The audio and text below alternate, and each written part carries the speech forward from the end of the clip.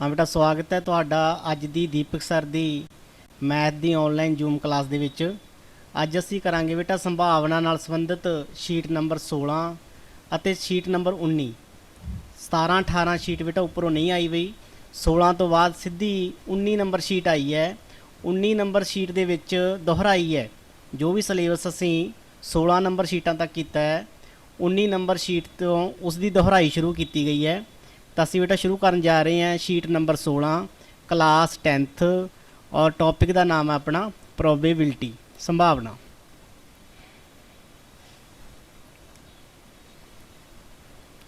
हाँ बेटा देखो ध्यान नाल,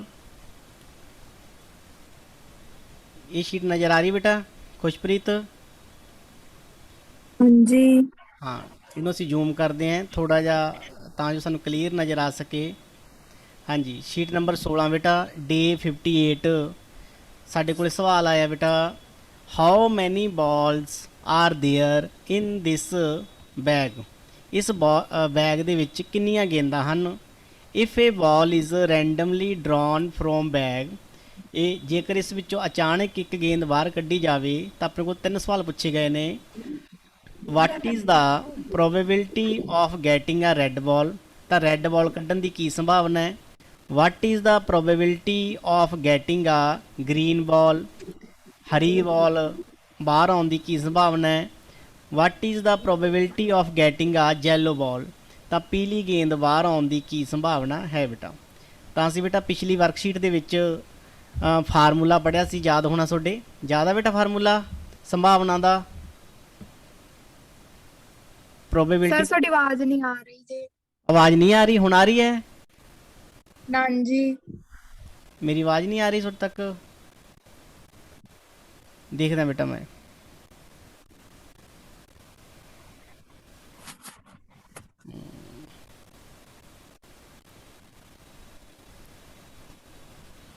थोड़ी आवाज़ बेटा क्लीयर आ रही है इधर? तो असीं देखते हैं बेटा की समस्या है।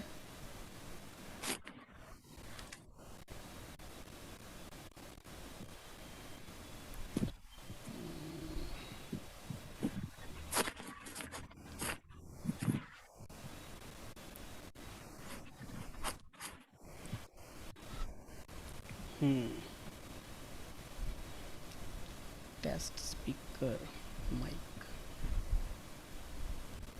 हुण देखो बेटा आवाज़ आ रही है? ना जी। बेटा आवाज़ आ रही है? घट आ रही है जी।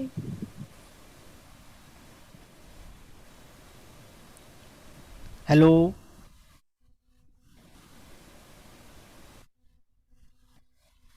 आवाज़ आ रही है बेटा खुशप्रीत? बहुत घट आ रही है जी।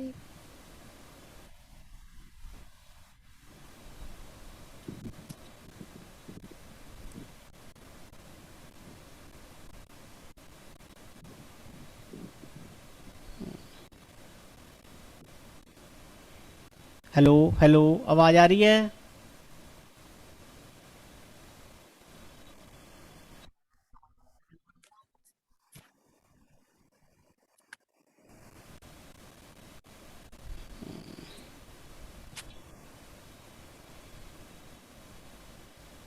बेटा खुशप्रीत आवाज़ आ रही है? देखो हुण आ रही है। ठीक है बेटा। तो बेटा असीं अपनी शीट ओपन करते हैं। ਇਹਦੇ ਵਿੱਚ ਕੀ ਹੈ बेटा, ਸਾਡੇ ਕੋਲ ਇੱਕ ਥੈਲੇ ਦੇ ਵਿੱਚ ਗੇਂਦਾਂ ਨੇ। ਕਿੰਨੀਆਂ ਗੇਂਦਾਂ ਦੇਖੋ?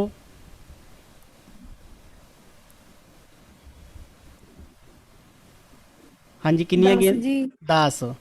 ਤਾਂ बेटा देखो ਅਸੀਂ ਪਿਛਲੀ ਸ਼ੀਟ ਦੇ ਵਿੱਚ ਸੰਭਾਵਨਾ ਪ੍ਰੋਬੇਬਿਲਿਟੀ ਪਤਾ ਕਰਨ ਦਾ ਫਾਰਮੂਲਾ ਦੇਖਿਆ ਸੀ। ਕੀ ਹੁੰਦਾ ਹੈਗਾ ਪ੍ਰੋਬੇਬਿਲਿਟੀ ਦਾ ਫਾਰਮੂਲਾ? ਅਨੁਕੂਲ ਪਰਿਣਾਮਾਂ ਦੀ ਗਿਣਤੀ ਬਟਾ ਕੁੱਲ ਪਰਿਣਾਮਾਂ ਦੀ ਗਿਣਤੀ। ਇੰਗਲਿਸ਼ ਦੇ ਵਿੱਚ ਅਸੀਂ ਕੀ ਕਿਹਾ ਸੀ ਇਹਨੂੰ? Number of favourable outcomes over number of total outcomes. ਅਸੀਂ ਫੇਵਰੇਬਲ ਆਊਟਕਮਸ ਨੂੰ ਟੋਟਲ ਨੰਬਰ ਆਫ ਆਊਟਕਮਸ ਦੇ ਨਾਲ ਇਹ 'ਚ ਭਾਗ ਕਰ ਦਿੰਦੇ ਹਾਂ। ਫੇਵਰੇਬਲ ਕਿਹੜੀਆਂ ਹੁੰਦੀਆਂ ਨੇ? ਜਿਨ੍ਹਾਂ ਬਾਰੇ ਗੱਲ ਕੀਤੀ ਗਈ ਹੁੰਦੀ ਹੈ। ਤੇ ਟੋਟਲ ਜੋ ਟੋਟਲ ਨੇ ਉਹਨੂੰ ਟੋਟਲ ਕਹਿ ਦਿੱਤਾ ਜਾਂਦਾ ਬੇਟਾ। ਹੁਣ ਇਹਦੇ ਵਿੱਚ ਸਾਡੇ ਕੋਲ 10 ਗੇਂਦਾਂ ਨੇ ਤਾਂ ਟੋਟਲ ਨੰਬਰ ਆਫ ਆਊਟਕਮਸ ਕਿੰਨੀਆਂ ਆਉਣਗੀਆਂ? 10। ਫੇਵਰੇਬਲ ਜਿਹਦੇ ਬਾਰੇ ਗੱਲ ਕੀਤੀ ਗਈ ਹੈ, ਜਿਵੇਂ ਹੁਣ ਲਾਲ ਗੇਂਦ ਕੱਢਣ ਦੀ ਸੰਭਾਵਨਾ ਹੈ ਤਾਂ ਰੈੱਡ ਬॉल्स ਕਿੰਨੀਆਂ ਦੇਖੋ? 3। ਤਾਂ ਪ੍ਰੋਬੇਬਿਲਿਟੀ ਕੀ ਆ ਜਾਏਗੀ ਬੇਟਾ, ਰੈੱਡ ਬਾਲ ਕੱਢਣ ਦੀ ਸੰਭਾਵਨਾ ਦੀ ਪ੍ਰੋਬੇਬਿਲਿਟੀ ਕੀ ਆ ਗਈ 3/10। ਸਮਝ ਲੱਗਿਆ। ਹਾਂਜੀ। ਤੇ ਉਹ ਉੱਪਰ ਪਹਿਲਾ ਕੁਐਸਚਨ ਕੀ ਸੀ, how many balls are there in this bag, ਤਾਂ ਆਪਾਂ ਲਿਖਾਂਗੇ total number of balls is equal to 10। ਤੇ ਰੈੱਡ ਬਾਲ ਦੀ ਪ੍ਰੋਬੇਬਿਲਿਟੀ ਕਿੰਨੀ ਆ ਗਈ 3/10। ਤੇ ਗ੍ਰੀਨ ਬਾਲ ਦੀ ਕਿੰਨੀ ਆ ਜੂਗੀ,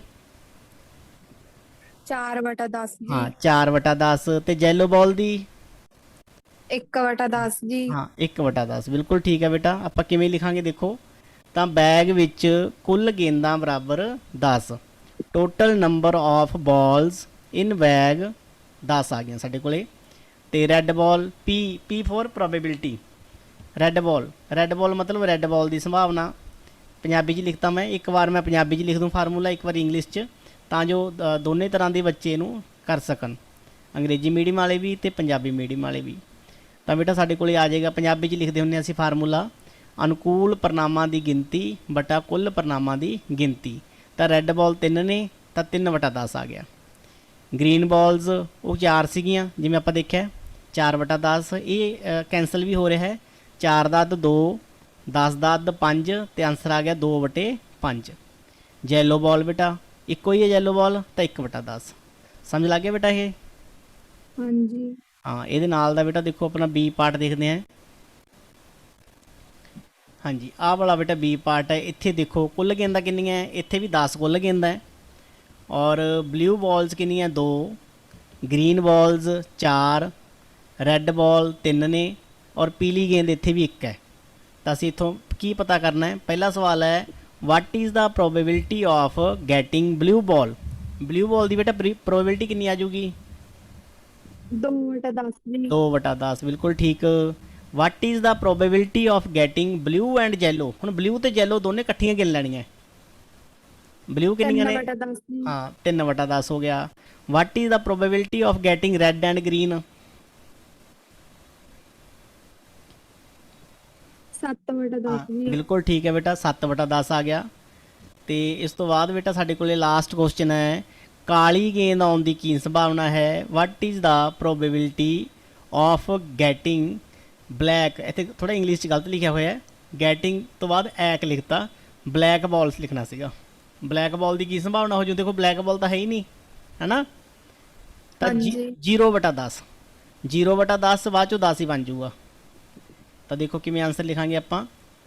ਹਾਂਜੀ, ਸਭ ਤੋਂ ਪਹਿਲਾਂ ਬੇਟਾ ਪੀ ਨੀਲੀ ਗੇਂਦ, ਅਸੀਂ ਪਹਿਲੀ ਵਾਰ ਇੱਕ ਵਾਰ ਫਾਰਮੂਲਾ ਲਿਖ ਦੇਣਾ, ਇੱਕ ਵਾਰ ਫਾਰਮੂਲਾ ਲਿਖ ਦਿਆਂਗੇ। ਇਸ ਤੋਂ ਬਾਅਦ ਅਗਲੇ ਸਵਾਲਾਂ ਦੇ ਵਿੱਚ ਸੈਕਿੰਡ ਥਰਡ ਪਾਰਟ ਦੇ ਵਿੱਚ ਫਾਰਮੂਲੇ ਦੀ ਲੋੜ ਨਹੀਂ ਹੈ ਵਾਰ-ਵਾਰ ਲਿਖਣ ਦੀ। ਤਾਂ ਪ੍ਰੋਬੇਬਿਲਿਟੀ ਦਾ ਫਾਰਮੂਲਾ ਬੇਟਾ number of favourable outcomes over total number of outcomes. ਤਾਂ ਨੀਲੀਆਂ ਗੇਂਦਾਂ 2 ਸੀਗੀਆਂ, 2/10। ਇਹ ਕੈਂਸਲ ਹੋ ਰਿਹਾ ਹੈ, 2 ਦਾ ਹਾਫ 1 ਅਤੇ 10 ਦਾ ਹਾਫ 5, ਤਾਂ 1/5 ਬਣ ਗਿਆ। ਤੇ ਪੀਲੀ ਅਤੇ ਨੀਲੀ ਗੇਂਦ ਤੁਸੀਂ ਲਿਖ ਲਓਗੇ yellow and blue ball, English ਤੁਸੀਂ ਇਹਦੀ ਆਸਾਨੀ ਨਾਲ ਬਣਾ ਸਕਦੇ ਹੋ। ਇਹ 3/10 ਆ ਗਿਆ ਬੇਟਾ। ਲਾਲ ਅਤੇ ਹਰੀ ਗੇਂਦ 7/10, ਤੇ ਕਾਲੀ ਗੇਂਦ ਕਿਉਂਕਿ ਕਾਲੀ ਗੇਂਦ ਕੋਈ ਹੈ ਹੀ ਨਹੀਂ ਤਾਂ 0/10। ਤਾਂ ਇਹ 0 ਨੂੰ 10 ਨਾਲ ਭਾਗ ਕਰਾਂਗੇ ਤਾਂ 0 ਹੀ ਆ ਜਾਊਗਾ। ਸਮਝ ਲੱਗ ਗਿਆ ਵੀ। ਹਾਂ ਬੇਟਾ ਸਮਝ ਲੱਗ ਗਿਆ ਖੁਸ਼ਪ੍ਰੀਤ। ਹਾਂਜੀ। ਚਲੋ ਜੀ ਅਗਲਾ ਸਵਾਲ ਦੇਖੋ ਬੇਟਾ, ਡੇ ਚੇਂਜ ਹੋ ਜਾਊਗਾ ਸਾਡਾ ਹੁਣ। ਤਾਂ ਸਾਡੇ ਕੋਲ ਬੇਟਾ ਛਿੱਕੇ ਨਾਲ ਸੰਬੰਧਿਤ ਹੈ, ਕੁਆਇਨ ਨਾਲ ਸੰਬੰਧਿਤ ਸਵਾਲ ਹੈ। ਇੱਕ ਕੁਆਇਨ ਦੀਆਂ ਬੇਟਾ 2 ਸਾਈਡਸ ਹੁੰਦੀਆਂ ਨੇ, ਜਿੱਧਰ ਕਣਕ ਦੀਆਂ ਬੱਲੀਆਂ ਬਣੀਆਂ ਹੁੰਦੀਆਂ ਉਹਨੂੰ ਅਸੀਂ ਕਹਿ ਦਿੰਦੇ ਹਾਂ ਟੇਲ, ਅਤੇ ਜਿੱਧਰ 3 ਸ਼ੇਰਾਂ ਵਾਲੀ ਮੂਰਤੀ ਬਣੀ ਹੁੰਦੀ ਹੈ ਇਸ ਨੂੰ ਅਸੀਂ ਕਹਿ ਦਿੰਦੇ ਹਾਂ ਹੈੱਡ। ਤਾਂ ਸਵਾਲ ਹੈ ਸਾਡਾ ਡੇ 59 A ਨੰਬਰ ਸਵਾਲ, ਵੈਨ ਵੀ ਟੌਸ ਆ ਕੁਆਇਨ ਵੰਸ। ਜਦੋਂ ਅਸੀਂ ਇੱਕ ਵਾਰ ਸਿੱਕੇ ਨੂੰ ਉਛਾਲਦੇ ਹਾਂ, ਵਾਟ is the probability of getting tail. ਤਾਂ ਟੇਲ ਆਉਣ ਦੀ ਕੀ ਸੰਭਾਵਨਾ ਹੈ। Is probability of getting head is same as getting tail. ਕਿ ਟੇਲ ਅਤੇ ਹੈੱਡ ਆਉਣ ਦੀ ਸੰਭਾਵਨਾ ਦੋਨੇ ਬਰਾਬਰ ਨੇ। ਤਾਂ ਸਭ ਤੋਂ ਪਹਿਲਾਂ ਬੇਟਾ ਦੇਖੋ 2 ਸਾਈਡਸ ਨੇ, ਤਾਂ ਟੋਟਲ ਨੰਬਰ ਆਫ ਆਊਟਕਮਸ ਕਿੰਨਾ ਆ ਗਿਆ 2।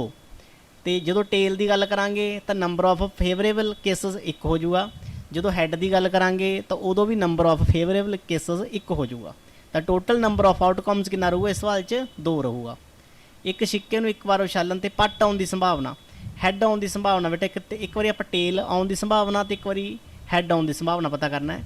ਤਾਂ ਪੀ ਟੇਲ, ਟੇਲ ਆਉਣ ਦੀ ਸੰਭਾਵਨਾ ਕੀ ਹੋਊਗੀ 1/2, ਤੇ ਹੈਡ ਆਉਣ ਦੀ ਸੰਭਾਵਨਾ ਵੀ 1/2 ਹੀ ਹੋਊਗੀ, ਕਿਉਂਕਿ ਹੈਡ ਵੀ ਇੱਕ ਵਾਰੀ ਹੈ ਤੇ ਟੇਲ ਵੀ ਇੱਕ ਵਾਰੀ ਹੈ, ਤੇ ਪਾਸੇ 2 ਨੇ, ਇਸ ਕਰਕੇ ਬਟੇ 2 ਲੱਗ ਰਿਹਾ ਹੈ। ਤਾਂ ਇਸ ਕਰਕੇ ਦੋਨਾਂ ਦੀ ਜਿਹੜੀ ਸੰਭਾਵਨਾ ਬਰਾਬਰ ਹੀ ਹੈ। ਇਹ ਦੇਖੋ ਕਿਵੇਂ ਲਿਖੋਗੇ, ਪੀ ਟੇਲ ਅਨੁਕੂਲ ਪਰਿਣਾਮਾਂ ਦੀ ਗਿਣਤੀ ਬਟੇ ਕੁੱਲ ਪਰਿਣਾਮਾਂ ਦੀ ਗਿਣਤੀ। ਤਾਂ ਟੇਲ ਕਿੰਨੀਆਂ ਨੇ, ਇੱਕੋ ਹੀ ਹੁੰਦੀ ਹੈ, ਤੇ ਟੋਟਲ ਸਾਈਡਸ ਕਿੰਨੀਆਂ 2 ਹੈ, ਇਸ ਕਰਕੇ ਆਨਸਰ ਆ ਗਿਆ 1/2। ਪੀ ਹੈਡ, ਹੈਡ ਦੇ ਵਿੱਚ ਵੀ ਬੇਟਾ ਹੈਡ ਕਿੰਨੇ ਹੁੰਦੇ ਆ 1, ਤੇ ਟੋਟਲ ਸਾਈਡਸ 2, ਇਹ ਵੀ 1/2। From 1 and 2 yes P tail is equal to P head, ਮਤਲਬ ਹੈਡ ਆਉਣ ਦੀ ਸੰਭਾਵਨਾ ਤੇ ਟੇਲ ਆਉਣ ਦੀ ਸੰਭਾਵਨਾ ਦੋਨੇ ਬਰਾਬਰ ਹੀ ਨੇ। ਬੀ ਪਾਰਟ ਦੇਖੋ ਬੇਟਾ ਇਹਦਾ, ਇਹ ਵੀ ਉਸੇ ਤਰ੍ਹਾਂ ਦਾ ਸਵਾਲ ਹੈ। ਇਹ coin is tossed 2 times, a coin is tossed 2 times, find the probability of getting at most 1 head। ਇੱਕ ਸਿੱਕਾ ਬੇਟਾ 2 ਵਾਰ ਉਛਾਲਿਆ ਜਾਂਦਾ ਹੈ, ਪਹਿਲਾਂ ਇੱਕ ਸਿੱਕੇ ਨੂੰ ਇੱਕ ਵਾਰੀ ਉਛਾਲਿਆ ਗਿਆ ਸੀ, ਹੁਣ 2 ਵਾਰ ਉਛਾਲਿਆ ਗਿਆ ਹੈ। ਘੱਟੋ ਘੱਟ ਇੱਕ ਵਾਰ ਚਿੱਤ ਆਉਣ ਦੀ ਸੰਭਾਵਨਾ ਪਤਾ ਕਰੋ। ਤਾਂ ਅਸੀਂ ਇੱਕ ਹੈਡ, ਘੱਟੋ ਘੱਟ ਇੱਕ ਹੈਡ, 2 ਹੈਡ, ਕਿਉਂਕਿ ਜਦੋਂ 2 ਸਿੱਕੇ ਉਛਾਲਾਂਗੇ ਬੇਟਾ ਦੋਨਾਂ ਤੇ ਹੈਡ ਵੀ ਆ ਸਕਦਾ ਹੈ, ਇੱਕ ਤੇ ਹੈਡ ਦੂਜੇ ਤੇ ਟੇਲ, ਜਾਂ ਪਹਿਲੇ ਤੇ ਟੇਲ ਦੂਜੇ ਤੇ ਹੈਡ, ਜਾਂ ਦੋਨਾਂ ਵਾਰੀ ਹੈਡ ਆ ਸਕਦਾ ਹੈ। ਇਸ ਤਰ੍ਹਾਂ ਦੀ ਇਹਦੀ ਸੰਭਾਵਨਾ ਬਣੂਗੀ। ਤਾਂ ਟੋਟਲ ਨੰਬਰ ਆਫ ਆਊਟਕਮਸ ਇੱਥੇ ਕਿੰਨਾ ਬਣੂਗਾ, 4 ਬਣੂਗਾ। ਦੇਖੋ ਧਿਆਨ ਨਾਲ, ਤਾਂ ਦੇਖੋ ਸਾਡੇ ਕੋਲ ਸੈਂਪਲ ਸਪੇਸ ਬਣ ਗਈ ਵੀ ਜਦੋਂ ਅਸੀਂ 2 ਸਿੱਕੇ ਉਛਾਲਦੇ ਹਾਂ ਦੋਨਾਂ ਤੇ ਹੈਡ ਆ ਸਕਦਾ ਹੈ, ਤੇ ਜਾਂ ਇਹ ਹੋ ਸਕਦਾ ਵੀ ਪਹਿਲੀ ਵਾਰ ਹੈਡ ਆ ਜੇ ਦੂਸਰੀ ਵਾਰ ਟੇਲ ਆ ਜੇ, ਜਾਂ ਪਹਿਲੀ ਵਾਰ ਟੇਲ ਆ ਜੇ ਪਹਿਲੇ ਸਿੱਕੇ ਤੇ ਟੇਲ ਦੂਸਰੇ ਤੇ ਹੈਡ, ਜਾਂ ਦੋਨਾਂ ਤੇ ਟੇਲ। ਤਾਂ ਟੋਟਲ ਨੰਬਰ ਆਫ ਆਊਟਕਮਸ ਕਿੰਨੀਆਂ ਆ ਗਈਆਂ, 4। ਜਦੋਂ ਅਸੀਂ ਇੱਕ ਸਿੱਕੇ ਨੂੰ 2 ਵਾਰ ਉਛਾਲਦੇ ਹਾਂ ਤਾਂ ਟੋਟਲ ਨੰਬਰ ਆਫ ਆਊਟਕਮਸ ਕਿੰਨੀਆਂ ਆ ਜਾਂਦੀਆਂ, 4 ਆ ਜਾਂਦੀਆਂ। ਤਾਂ ਘੱਟੋ ਘੱਟ ਇੱਕ ਵਾਰ ਚਿੱਤ, ਐਟ ਮੋਸਟ 1 ਹੈਡ ਬੇਟਾ।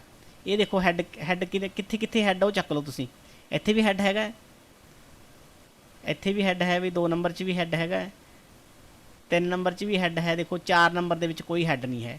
ਤਾਂ ਸਾਡੇ ਕੋਲ ਫੇਵਰੇਬਲ ਕੇਸਿਸ ਕਿੰਨੇ ਆ ਗਏ, 3। ਤਾਂ ਆਨਸਰ ਆ ਗਿਆ 3/4। ਸਮਝ ਲੱਗਿਆ ਬੇਟਾ? ਹਾਂਜੀ ਹਾਂਜੀ। ਤਾਂ ਇਸ ਤੋਂ ਬਾਅਦ ਬੇਟਾ ਅਗਲਾ, ਹੁਣ ਸਾਡੇ ਕੋਲ ਬੇਟਾ ਰਿਵੀਜ਼ਨ ਸ਼ੁਰੂ ਹੋ ਜਾਏਗੀ। ਹੁਣ ਇੱਕੋ ਹੀ ਵਰਕਸ਼ੀਟ ਦੇ ਵਿੱਚ ਇਹਨਾਂ ਨੇ ਸਾਡੇ ਕੋਲੇ 10-12 ਦਿਨਾਂ ਦਾ ਕੰਮ ਪਾਤਾ, ਅਸੀਂ ਉਹਦੇ 'ਚ ਥੋੜ੍ਹਾ ਥੋੜ੍ਹਾ ਰੋਜ਼ ਕਰਿਆ ਕਰਾਂਗੇ, 4 ਦਿਨਾਂ ਦਾ ਕੰਮ ਰੋਜ਼ ਕਰਿਆ ਕਰਾਂਗੇ। ਹੁਣ ਦੇਖੋ ਸਾਡੇ ਕੋਲ ਸ਼ੀਟ ਆ ਗਈ 19 ਨੰਬਰ ਸ਼ੀਟ ਹੈ। ਇਹਨਾਂ ਨੇ 17 ਅਤੇ 18 ਨੰਬਰ ਸ਼ੀਟ ਬਿਲਕੁਲ ਭੇਜੀ ਨਹੀਂ ਹੈ ਸਾਨੂੰ, ਇਹ ਰਿਵੀਜ਼ਨ ਚੱਲ ਪਈ ਬੇਟਾ ਆਪਣੀ। ਤਾਂ ਸਾਡੇ ਕੋਲ ਡੇ ਨੰਬਰ 62 ਸਾਡੇ ਕੋਲ ਰਿਵੀਜ਼ਨ ਦਿੱਤੀ ਗਈ ਹੈ। ਆਪਾਂ ਇਹ 'ਚੋਂ 3 ਦਿਨਾਂ ਦਾ ਕੰਮ ਕਰਾਂਗੇ, 5 ਦਿਨਾਂ ਦਾ ਕੰਮ ਹੋ ਜਾਊਗਾ। 2 ਦਿਨਾਂ ਦਾ ਆਪਾਂ 16 ਨੰਬਰ ਸ਼ੀਟ ਤੋਂ ਕਰ ਲਿਆ, ਅਤੇ 3 ਦਿਨਾਂ ਦਾ ਕੰਮ ਅਸੀਂ ਕਰਾਂਗੇ ਸ਼ੀਟ ਨੰਬਰ 19 ਤੋਂ ਬੇਟਾ। ਹੇਠ ਲਿਖਿਆਂ ਵਿੱਚੋਂ ਸਹੀ ਚਿੱਤਰ ਵਿੱਚ ਭਰੋ। ਤਾਂ ਆਪਾਂ ਦੱਸਣਾ ਬੇਟਾ ਇਹਨਾਂ 'ਚੋਂ 1 ਚੱਲ ਵਾਲੇ ਬਹੁਪਦ ਕਿਹੜੇ ਹੈ, 2 ਚੱਲ ਵਾਲੇ ਬਹੁਪਦ ਕਿਹੜੇ ਹੈ, 1 ਚੱਲ ਵਾਲੇ ਸਮੀਕਰਨ ਕਿਹੜੇ ਹੈ, ਅਤੇ 2 ਚੱਲ ਵਾਲੇ ਸਮੀਕਰਨ, ਫਿਰ ਸਮੀਕਰਨ ਅਤੇ ਬਹੁਪਦ। ਇਹ ਆਪਾਂ ਭਰਨੇ ਇਹਨਾਂ ਦੇ ਵਿੱਚ ਸਟਾਰਸ ਦੇ ਵਿੱਚ। ਤੁਹਾਨੂੰ ਪਤਾ ਬੇਟਾ ਬਹੁਪਦ ਅਤੇ ਸਮੀਕਰਨ ਵਿੱਚ ਕੀ ਫਰਕ ਹੁੰਦਾ ਹੈ? ਹਾਂਜੀ, ਪੋਲੀਨੋਮੀਅਲ ਅਤੇ ਇਕੁਏਸ਼ਨ ਵਿੱਚ ਕੀ ਫਰਕ ਹੁੰਦਾ ਵੀ, ਪਤਾ ਬੇਟਾ? ਦੁਬਾਰਾ ਦੱਸ ਦਿਓ ਜੀ। ਹਾਂ, ਪੋਲੀਨੋਮੀਅਲ ਦੇ ਵਿੱਚ ਬੇਟਾ ਬਰਾਬਰ ਨਹੀਂ ਹੁੰਦਾ, ਠੀਕ ਹੈ, ਅਤੇ ਇਕੁਏਸ਼ਨ ਦੇ ਵਿੱਚ ਬਰਾਬਰ ਹੁੰਦਾ ਹੈ। ਸਮਝ ਲੱਗ ਗਈ? ਹੁਣ ਜਿਵੇਂ ਆਹ ਵਾਲੀ ਚੀਜ਼ ਦੇਖੋ, ਇਹ ਕੀ ਹੈ, ਇਕੁਏਸ਼ਨ ਹੈ ਕਿ ਪੋਲੀਨੋਮੀਅਲ ਹੈ? ਇਕੁਏਸ਼ਨ ਜੀ। ਇਹ ਇਕੁਏਸ਼ਨ ਹੈ, ਇਹਦੇ 'ਚ x ਅਤੇ y 2 ਜਾਣੇ ਆ ਨਾ, ਤਾਂ ਇਹ ਹਾਂਜੀ 2 ਚੱਲ ਵਾਲਾ ਹੋ ਗਿਆ। ਇਹ ਹੋ ਗਿਆ ਸਾਡੇ ਕੋਲ 2 ਚੱਲ ਵਾਲਾ ਇਕੁਏਸ਼ਨ। ਅਤੇ ਹੁਣ ਅਗਲੇ 'ਤੇ ਚੱਲੋ, ਇਹ ਕੀ ਹੈ ਵੀ ਦੱਸੋ, ਇਕੁਏਸ਼ਨ ਹੈ ਕਿ ਪੋਲੀਨੋਮੀਅਲ ਹੈ? ਪੋਲੀਨੋਮੀਅਲ ਇਹ ਜੀ। ਪੋਲੀਨੋਮੀਅਲ ਹੈ, ਔਰ ਕਿੰਨੇ ਵੈਰੀਏਬਲ ਇਹਦੇ 'ਚ? 1। ਅਤੇ ਇਹ ਹੈਗਾ, ਇਹ ਇਕੁਏਸ਼ਨ ਹੈ, ਵੈਰੀਏਬਲ ਇਹ 'ਚ 1 ਹੈ। ਇਹ ਤੋਂ ਗਾਹਾਂ ਇਹ ਵੀ ਇਕੁਏਸ਼ਨ ਹੈ, ਇਹਦੇ 'ਚ ਵੈਰੀਏਬਲ ਕਿੰਨੇ ਆ? 2। ਇਸ ਤੋਂ ਅੱਗੇ ਇਹ ਵੀ ਇਕੁਏਸ਼ਨ ਹੈ, ਇਹਦੇ 'ਚ ਵੈਰੀਏਬਲ 2 ਨੇ, ਯੂ 'ਤੇ ਵੀ। ਇਸ ਤੋਂ ਬਾਅਦ ਬੇਟਾ 9z ਬਰਾਬਰ 2, ਇਹ ਵੀ ਇਕੁਏਸ਼ਨ ਹੈ, ਇਹਦੇ 'ਚ ਵੈਰੀਏਬਲ 1 ਹੈ। ਇਸ ਤੋਂ ਅੱਗੇ ਬੇਟਾ ਇਹ ਵੀ ਇਕੁਏਸ਼ਨ ਹੈ, ਇਹਦੇ 'ਚ ਵੈਰੀਏਬਲ 2 ਨੇ, ਇੱਕ m ਅਤੇ ਇੱਕ t। ਅਤੇ ਚੌਥਾ ਲਾਸਟ ਇਹ ਵੀ ਇਹ ਪੋਲੀਨੋਮੀਅਲ ਹੈ, ਔਰ ਇਹਦੇ ਵਿੱਚ ਇੱਕੋ ਹੀ ਵੈਰੀਏਬਲ ਹੈ x। ਸਮਝ ਲੱਗ ਗਿਆ? ਤਾਂ ਅਸੀਂ ਸਭ ਤੋਂ ਪਹਿਲਾਂ ਬੇਟਾ ਪਹਿਲੇ 'ਚ ਕਿਹੜੇ ਭਰਨੇ ਹੈ? ਪੋਲੀਨੋਮੀਅਲ ਇਨ 1 ਵੈਰੀਏਬਲ। ਇਕੱਲੇ ਪੋਲੀਨੋਮੀਅਲ ਭਰਨੇ ਹੈ ਤਾਂ ਉਹ 'ਚ ਵੈਰੀਏਬਲ ਇੱਕੋ ਹੀ ਹੋਵੇ। ਇਹ 'ਚ ਕਿਹੜੇ ਆ ਜਾਣਗੇ? 5 + 3x ਅਤੇ 5x - 15। ਆ ਦੋ ਜਣੇ ਇਹ 'ਚ ਭਰੇ ਜਾਣਗੇ ਸਟਾਰ 'ਚ। ਸੋ ਮੈਂ ਕਰਕੇ ਦਿਖਾਉਣਾ ਹੈ ਕਿਵੇਂ ਕਰਨੇ ਤੁਸੀਂ। ਤਾਂ ਇਸ ਤਰੀਕੇ ਨਾਲ ਬੇਟਾ ਜਿਹੜੇ ਇੱਕ ਚੱਲ ਵਾਲੇ ਬਹੁਪਦ ਹੈ ਪੋਲੀਨੋਮੀਅਲ ਵਿਦ 1 ਵੇਰੀਏਬਲ, ਤੁਸੀਂ ਉੱਥੋਂ ਇੰਗਲਿਸ਼ 'ਚ ਵੀ ਦੇਖ ਸਕਦੇ ਹੋ, 5 + 3x ਅਤੇ 5x - 15। ਅਤੇ ਪੋਲੀਨੋਮੀਅਲ ਵਿਦ 2 ਵੇਰੀਏਬਲ ਇਹ ਕੋਈ ਨਹੀਂ ਹੈਗਾ। ਅਤੇ equation with 1 variable 5 + 3x = 0, 9z = 2, ਇਹ ਹੈਗੇ ਸਾਡੇ ਕੋਲੇ। ਅਤੇ ਦੋ ਇਕੁਏਸ਼ਨਸ ਵਿਦ 2 ਵੇਰੀਏਬਲ ਇਹ ਹੈਗੀਆਂ 6x + 5y = 9, 5z + 7y - 2 = 0, 6 = 3u - 2v, 6m - 3t = 9। ਇਸ ਤੋਂ ਬਾਅਦ ਬੇਟਾ ਸਮੀਕਰਨ ਹੈ, ਇੱਥੇ ਉਹ ਸਾਰੇ ਲਿਖ ਦਾਂਗੇ ਜਿਹ 'ਚ ਬਰਾਬਰ ਹੈ, ਅਤੇ ਬਹੁਪਦ ਪੋਲੀਨੋਮੀਅਲ ਇੱਥੇ ਉਹ ਲਿਖ ਦਾਂਗੇ ਜਿਨ੍ਹਾਂ 'ਚ ਬਰਾਬਰ ਹੈ ਨਹੀਂਗਾ। ਸਮਝ ਲੱਗ ਗਿਆ ਬੇਟਾ? ਹਾਂਜੀ ਹਾਂ, ਤੁਸੀਂ ਮੈਂ ਇਸ ਤਰੀਕੇ ਨਾਲ ਲਿਖਤਾ, ਤੁਸੀਂ ਸਟਾਰ ਬਣਾ ਕੇ ਉਹਦੇ ਵਿੱਚ ਵੀ ਲਿਖ ਸਕਦੇ ਹੋ, ਇਸ ਤਰੀਕੇ ਨਾਲ ਵੀ ਲਿਖ ਸਕਦੇ ਹੋ, ਇੱਕੋ ਹੀ ਗੱਲ ਹੈ। ਠੀਕ ਹੈ ਜੀ। ਹਾਂਜੀ, ਜਿਵੇਂ ਤੁਹਾਨੂੰ ਠੀਕ ਲੱਗੇ ਉਵੇਂ ਇਹਨੂੰ ਕਰ ਲੈਣਾ, ਕਿਉਂਕਿ ਸਟਾਰ ਦੇ ਵਿੱਚ ਕਈ ਵਾਰੀ ਜ਼ਿਆਦਾ ਨਹੀਂ ਲਿਖਿਆ ਜਾਂਦਾ, ਵੱਡਾ ਸਟਾਰ ਬਣਾਉਣਾ ਪੈਂਦਾ ਹੈ। ਤਾਂ ਇਸ ਤੋਂ ਬਾਅਦ ਬੇਟਾ ਸਾਡੇ ਕੋਲੇ ਹੋਮ ਅਸਾਈਨਮੈਂਟ 'ਚ ਕੀ ਲਿਖਿਆ ਹੋਇਆ ਹੈ, give 3 examples of linear equations in 2 variable. Give 3 examples of linear equation in 2 variable. ਦੋ ਚੱਲ ਵਾਲੇ ਰੇਖੀ ਸਮੀਕਰਨਾਂ ਦੀਆਂ 3 ਉਦਾਹਰਨਾਂ ਦਿਓ। ਅਸੀਂ ਆਪ ਦੇ ਕੋਲੋਂ ਲਿਖਣੀਆਂ ਬੇਟਾ, ਇਕੁਏਸ਼ਨਸ ਬਣਾਉਣੀਆਂ ਨੇ, ਅਤੇ ਵੈਰੀਏਬਲ ਕਿੰਨੇ ਰੱਖਣੇ ਆ? 2 ਰੱਖਣੇ ਆ। ਕੋਈ ਵੀ ਲਿਖ ਲਓ ਆਪਦੇ ਕੋਲੋਂ, ਜਿਵੇਂ ਮੈਂ ਲਿਖਤੇ 3x + 5y = 8, 4x + 7u = 9, 7y = 9, x + y = 1। ਇਹ 3 ਇਕੁਏਸ਼ਨਸ ਨੇ, ਔਰ ਵੈਰੀਏਬਲ ਇਹ 'ਚ ਕਿੰਨੇ ਨੇ? 2 ਵੈਰੀਏਬਲਸ ਨੇ। ਤੁਸੀਂ ਕੋਈ ਵੀ ਲਿਖ ਸਕਦੇ ਹੋ, ਉੱਪਰੋਂ ਵੀ ਲਿਖ ਸਕਦੇ ਹੋ, ਜਿਵੇਂ ਆਹ ਸੀਗੀ ਸਾਡੇ ਕੋਲ 6x + 5y = 9, ਇਹ ਵੀ ਠੀਕ ਹੈ। ਇਸ ਤੋਂ ਬਾਅਦ 6 = 3u - 2v, ਇਹ ਵੀ ਠੀਕ ਹੈ। ਔਰ 6m - 3t = 9, ਇਹ ਵੀ ਠੀਕ ਹੈ। ਇਹ ਸਾਡੇ ਕੋਲ ਆਪਦੇ ਕੋਲੋਂ ਕੰਮ ਕਰਨ ਵਾਲਾ ਸੀਗਾ। ਹਾਂਜੀ, ਇਸ ਤੋਂ ਬਾਅਦ ਬੇਟਾ ਦੇਖੋ ਸਾਡੇ ਕੋਲੇ ਸਟੇਟਮੈਂਟ ਦਿੱਤੀ ਹੋਈ ਹੈ, ਅਸੀਂ ਇਸ ਨੂੰ ਅਲਜੈਬਰਿਕਲੀ ਇਹਨੂੰ ਰੀਪ੍ਰਜੈਂਟ ਕਰਨਾ ਹੈ। If the cost of 5 bats and 2 balls is 600 and cost of 3 bats and 4 balls is 500 rupees, represent this situation algebraically। ਤਾਂ algebraically ਦੱਸਣਾ ਸੀ ਇਸ ਨੂੰ। ਅਸੀਂ ਕੀ ਕਹਿ ਲਾਂਗੇ ਇਹਦੇ ਵਿੱਚ ਕਿ ਇੱਕ ਬੈਟ ਦੀ ਕੀਮਤ x ਅਤੇ ਇੱਕ ਬਾਲ ਦੀ ਕੀਮਤ y। ਤਾਂ ਉੱਥੋਂ ਬਣ ਜੂਗੀ, ਕੀ ਬਣ ਜੂਗੀ ਇਕੁਏਸ਼ਨ? 5x + 2y = 600। ਅਤੇ ਇਸ ਤੋਂ ਬਾਅਦ ਇੱਕ ਹੋਰ ਬਣ ਜਾਏਗੀ 3x + 4y = 500। ਸਮਝ ਲੱਗਿਆ ਵੀ? ਹਾਂਜੀ ਹਾਂ, ਇਸ ਤਰੀਕੇ ਨਾਲ ਅਸੀਂ ਲਿਖਾਂਗੇ ਇਹਨੂੰ। ਅਸੀਂ ਲਿਖਿਆ ਬੇਟਾ ਦੇਖੋ, ਮੰਨ ਲਓ ਇੱਕ ਬੈਟ ਦੀ ਕੀਮਤ, ਇੰਗਲਿਸ਼ 'ਚ ਕੀ ਲਿਖ ਲਓਗੇ? Let cost of 1 bat and cost of 1 ball. Bat ਦੀ ਕੀਮਤ x ਰੁਪਏ ਅਤੇ ਬਾਲ ਦੀ ਕੀਮਤ 22 ਰੁਪਏ। ਸਵਾਲ ਅਨੁਸਾਰ ਕੀ ਬਣ ਗਿਆ? 5x + 2y = 600, 3x + 4y = 500। ਆ ਪਤਾ ਲੱਗਿਆ ਕਿੱਥੋਂ ਆਇਆ? ਆਹ ਚੀਜ਼ ਕਿਵੇਂ ਬਣੀ, ਪਤਾ ਲੱਗਿਆ ਵੀ? ਹਾਂ ਖੁਸ਼ਪ੍ਰੀਤ, 5x + 2y।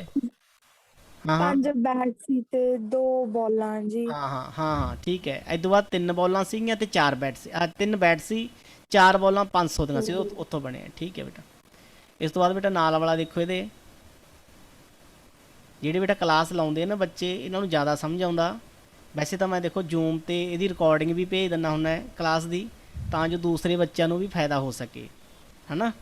ਇਹਦੀ ਤੁਹਾਡੇ ਕੋਲ ਅਸਾਈਨਮੈਂਟ ਵੀ ਆਉਂਦੀ ਹੈ, PDF ਫਾਈਲ ਵੀ ਆਉਂਦੀ ਹੈ, ਔਰ ਤੁਹਾਡੇ ਕੋਲ ਲਾਈਵ ਕਲਾਸ ਵੀ ਆ ਜਾਂਦੀ ਹੈ WhatsApp ਗਰੁੱਪ ਦੇ ਵਿੱਚ। If the cost of 2 pen and 5 pencil is 600 and cost of 4 pen and 3 pencil is 500, represent this situation algebraically। ਇਹਨੂੰ ਦੱਸ ਸਕਦੇ ਹੋ ਤੁਸੀਂ ਕਿਵੇਂ ਕਰਾਂਗੇ?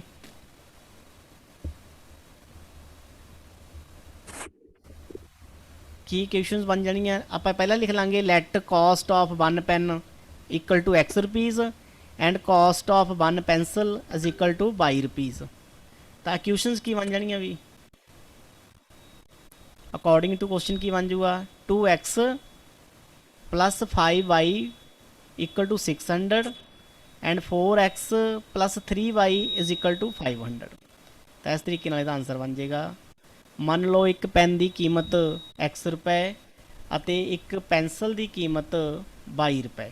ਸਵਾਲ ਅਨੁਸਾਰ 2x ਪਲੱਸ 5y ਬਰਾਬਰ 600 ਤੇ 4x ਪਲੱਸ 3y ਬਰਾਬਰ 500। ਸਮਝ ਲੱਗ ਗਿਆ ਬੇਟਾ ਇਹ? ਹਾਂਜੀ। ਚਲੋ ਜੀ, ਇਸ ਤੋਂ ਬਾਅਦ ਬੇਟਾ ਲਾਸਟ ਸਾਡਾ ਡੇ ਅੱਜ ਦਾ ਛੋਟੇ ਸਵਾਲ ਸੀ, ਇਸ ਕਰਕੇ ਆਪਾਂ 5 ਡੇ ਕਵਰ ਕਰ ਰਹੇ ਹਾਂ। ਇੱਕ ਸਵਾਲ ਤੁਹਾਨੂੰ ਘਰੋਂ ਕਰਨ ਵਾਸਤੇ ਵੀ ਦਿੱਤਾ ਜਾਊਗਾ।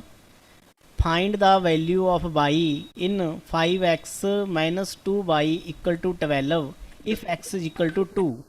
ਅਸੀਂ x ਬੇਟਾ ਇਹ 'ਚ 2 ਭਰ ਕੇ y ਦੀ ਕੀਮਤ ਪਤਾ ਕਰਨੀ ਹੈ। ਬੜਾ ਸੌਖਾ ਸਵਾਲ ਹੈ। ਤਾਂ ਇਹਦੇ ਨਾਲ ਵਾਲਾ ਕਿਹੋ ਜਿਹਾ ਸਵਾਲ ਹੈ, ਉਹਦੇ ਵਿੱਚ ਤੁਸੀਂ y ਦੀ ਕੀਮਤ ਕਰਕੇ x ਦੀ ਕੀਮਤ ਪਤਾ ਕਰਨੀ ਹੈ। ਇਹ ਤੁਸੀਂ ਆਪਣੇ ਆਪ ਕਰਨਾ ਸਵਾਲ। ਇੱਕ ਸਵਾਲ ਤੁਹਾਨੂੰ ਮੈਂ ਕਰਾਉਣਾ। ਹਾਂਜੀ, ਇਹਦੇ ਵਿੱਚ ਬੇਟਾ ਅਸੀਂ ਲਿਖ ਲਿਆ 5x ਮਾਈਨਸ 2y ਬਰਾਬਰ 12 ਤੇ ਪੁਟਿੰਗ x ਇਕੁਅਲ ਟੂ 2, ਕਿਉਂਕਿ ਕਿਹਾ ਹੋਇਆ ਸਾਨੂੰ ਕਿ x 2 ਹੀ ਭਰਨਾ ਹੈ। x ਦੀ ਥਾਂ ਤੇ 2 ਭਰਾਂਗੇ 5, x ਦੀ ਥਾਂ ਤੇ 2 ਆ ਗਿਆ, ਮਾਈਨਸ 2y ਬਰਾਬਰ 12। 5 ਦੂਣੀ 10 ਬੇਟਾ, 10 ਦੂਸਰੀ ਸਾਈਡ ਜਾ ਕੇ ਘਟਾਓ ਦਾ ਹੋ ਗਿਆ, 12 ਚੋਂ 10 ਕੱਢੇ 2, ਮਾਈਨਸ 2 ਜਿਹੜਾ 22 ਨਾਲ ਗੁਣਾ ਦੇ ਵਿੱਚ ਹੈ ਇਹ 2 ਕੋਲ ਜਾ ਕੇ ਭਾਗ ਦੇ ਰੂਪ ਵਿੱਚ ਹੋ ਗਿਆ। 2 ਏਕਮ 2, 2 ਏਕਮ 2 ਤੇ y ਦੀ ਵੈਲਿਊ ਸਾਡੇ ਕੋਲ ਆ ਗਈ -1। ਲੱਗ ਗਿਆ ਸਮਝ ਵੀ? ਹਾਂਜੀ। ਹਾਂ ਚਲੋ ਬੇਟਾ ਠੀਕ ਹੈ। ਅੱਜ ਦੇ ਸਾਡੇ 10 ਸਵਾਲ ਅਸੀਂ ਅੱਜ ਪੜ੍ਹੇ ਹੈ, ਜਿਸ ਚੋਂ 9 ਤੁਹਾਨੂੰ ਕਰਵਾ ਦਿੱਤੇ ਗਏ ਆ ਤੇ ਇੱਕ ਤੁਸੀਂ ਆਪ ਕਰਨਾ ਹੈਗਾ। ਤਾਂ ਬੇਟਾ ਅੱਜ ਦੀ ਜੂਮ ਦੀ ਕਲਾਸ ਖਤਮ ਹੁੰਦੀ ਹੈ।